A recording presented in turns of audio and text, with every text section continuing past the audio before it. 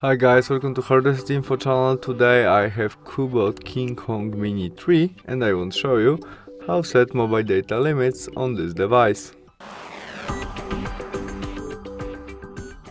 To do that, open Settings application, where we choose our first option, Network and Internet. In it, Mobile Network, and there App, Data and Usage. In it, we press on the gear icon, and now we can set our data limits. First step, we can set mobile data usage size when our size starts and finish. We can set it will be first day of each month maybe, or what you really prefer. There we can turn on our data warming and we can set it in gigabytes, megabytes, in custom number, what you prefer and need. Maybe you set 5 gigabytes.